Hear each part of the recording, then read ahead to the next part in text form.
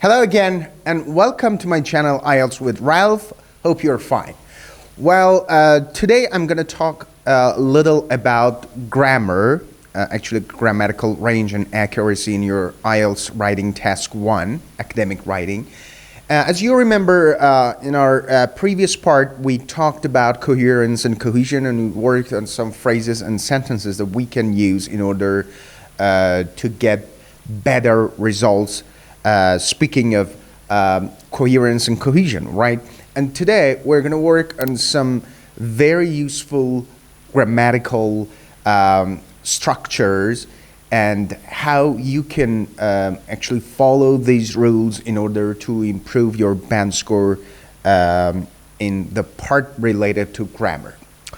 All right, we'll start with articles and subject-verb agreement. All right, now here we will start with the article the. When to use the when we want to write in task 1 academic writing. Well, there are numerous rules to using, let's say, the article the. I'm not going to cover all those rules, just those rules which are related to IELTS essays and writing task 1. Well, we use, the when the reader knows exactly what we talk about, right? So, to whom or to what we are referring. The reader is pretty, let's say, the reader knows who or what we are referring to. So when mentioning something again, we use the. For example, I planted a tree in my garden. Right? I planted a tree in my garden. The tree is now big. The tree is now big. So the tree, why I use the? Because in our previous sentence, I talked about a tree, and now I'm referring to that thing that the reader knows what it is. So we use article the. This is the simplest explanation of the article the. With superlative adjectives, we use the. For example, China had the highest growth rate. The highest growth rate.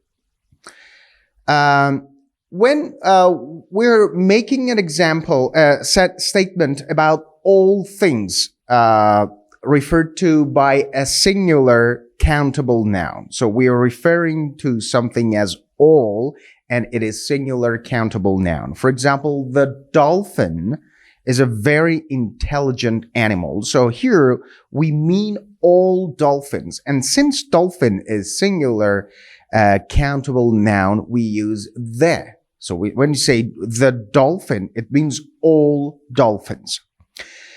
Next point is when discussing groups of people. For example, the elderly, the poor. We mean all poor people, or the wealthy, the employed. So when you're referring to all people who are employed, we say the employed, the wealthy, the poor. And when the figure is an important part of a noun phrase. So the figure we're talking about is important part of the noun phrase. For example, the number of mangoes sold in Britain was surprisingly high. So we're referring the number. We're referring to figures, right, that are important in a noun phrase. The figure of mangoes. Now let's turn to article a or an. When to use a or an. Actually, there are numerous rules that we can follow in order to know how to use the article a or an. So here I'm just referring to those rules which are specifically related to the IELTS essays and writing task 1. So we use a or an with singular countable nouns when the reader does not know exactly to whom or what we are referring to. So we use with singular countable nouns. For example, when we want to show that something or someone is a part of a group, we use a or an. For example, there is a way to prevent crime rates from rising. So there are several ways. So here I'm referring to one way. There is a way. So after the sentence, if I'm saying this, I should mention that way. I should mention the example of that way. So what is that way? So I'm just referring to one way out of several other ways. There is a way to prevent crime rates from rising. Another point that when we use a or an is when saying something about all things of that kind.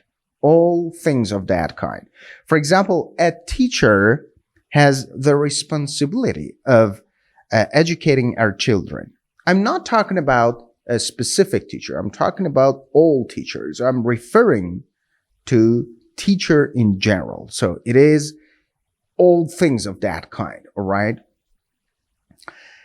And do not use a or an when you're referring to uncountable nouns or plurals, all right? So uncountable nouns or plurals, you should not use a or an. For example, the price of oil stabilized by January. So you know that oil is an uncountable noun, so we never use a or an. Another sentence, there are many Italians living in New York. So Italians is countable noun and it's plural noun. So we do not use a or an. All right. Another part that I think is very, very useful is subject-verb agreement. So subjects and verbs must agree with each other in number, if it is singular or plural. So when we're referring to a noun that is plural, the verb should be in agreement with that noun, all right? And vice versa. For example, future discoveries is based on past knowledge. This sentence is incorrect. Why? Because we are referring to future discoveries, which is plural, and I'm using the verb is. So the correct sentence is future discoveries are based on past knowledge. So this is what we call subject-verb agreement. Well, let's work on another sentence. People improves their life by learning from their past mistakes. So people is plural. And when we use s as referring to singular, it is incorrect. People improve their life by learning from their past mistakes. Improve their life. And our last example, reflecting on our past help us to make better decisions. So we have reflecting on our past, which is singular. And we're using plural verb, help. So it is incorrect. The correct sentence is, reflecting on our past helps us to make better decisions. So this is what we call subject-verb agreement. Now, speaking of grammar in task 1, academic writing, you should know that one of the things that is of utmost importance is to be able to use passive voice in your writing.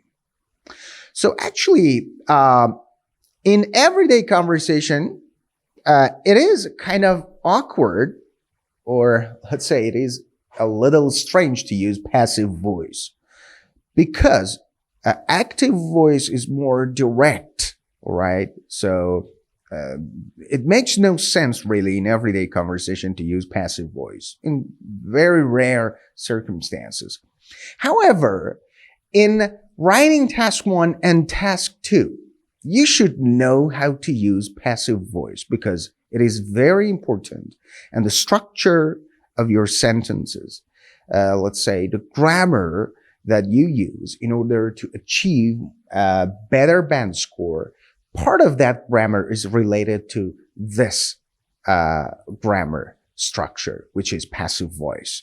So let's work on active and passive voice. So in active voice, the subject does the verb. So there is a subject and that subject does the verb. For example, the dog bit the boy. So this is clear. The dog is our subject. Bit is the verb and the boy is our object. However, in passive voice, verb is done by the subject. All right. So, or let's say verb is done to the object. For example, the boy was bitten by the dog. So we can omit the dog here as the subject.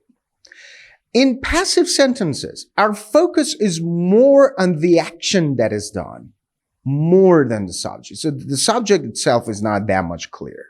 All right. So active voice, if I want to wrap it up, is best used for conveying ideas or let's say conveying simple sentences and ideas. It is more straightforward and we can follow the actions much better than passive voice. It is more direct and concise and it is easier to understand. For example, if I say, I fed my dog yesterday, this is clear and simple. However, if I say my dog was fed by me yesterday, so you see that this is like kind of strange sentence and it doesn't really make sense. Now, passive voice is primarily used in two situations. The first one is when we do not to say or do not know who did the action, right? We do not know who and we do not want to say who did the action. And when we want to focus on the recipient of the action, which is more important, or let's say the object is more important than the subject. Now let's work on some examples. For example, shoplifters were arrested. So it is not important who arrested these shoplifters. The important thing that is they were arrested, right? So we can say by the police, but it is there is no need actually to say by the police, right? We're focusing on the object, on the recipient of the action. Or let's take a look at this sentence. My car was stolen. We do not know who stole our car. We only know that my car was stolen. This is a passive voice. Or the road is being repaired. So here in this sentence, we are only interested in the road that is being repaired. We're not focusing on the people who are repairing the road, all right? The road is being repaired. The poem was written by Shakespeare, or Shakespeare wrote the poem, as if I want to make it active. So both sentences have the same meaning here, but in the first one that I said the poem was written by Shakespeare, the emphasis is on the poem because we are referring to specific poem and we are saying that it was written by Shakespeare, right? So this poem is our main focus. However, Shakespeare wrote the poem and our emphasis is on Shakespeare. Right? So this is how we can shift our emphasis from the object to the subject and vice versa. Now let's take a look at this table, which shows how to use passive voice in different tenses. For example, in the present simple, we have is or are plus past participle of the verb. For example, the food is eaten. This is simple present tense. In present continuous, we use is, are, being plus past participle. The food is being eaten. In present perfect, we have or has been plus past participle. The food has been eaten. In past simple, we have was, were plus past participle. The food was eaten. In past continuous, we have was, were, being plus past participle. The food was being eaten. In past perfect, we have had been plus PP. The food had been eaten. In future simple, we have will be or going to be plus past participle. The food will be eaten. In future continuous, we have will be being plus past participle. The food will be being eaten. And in future perfect, we have will have been plus PP. The food will have been eaten. All right, that's the end of our today's session. We worked on some grammatical range and accuracy in your writing IELTS Task 1, academic writing. I hope you have enjoyed today's lesson. And remember that grammar is one of those 4 areas that your writing will be assessed. And using passive voice and following subject-verb agreement, and also knowing how to use, let's say, the article, the, a, or an will definitely help you to get more or to be able to improve your band score. Our next part will be about punctuation, which is one of the most important things that you have to follow and you have to consider in your Task 1 academic writing. And we will cover all the things related to punctuation. Until next time, enjoy your time and goodbye.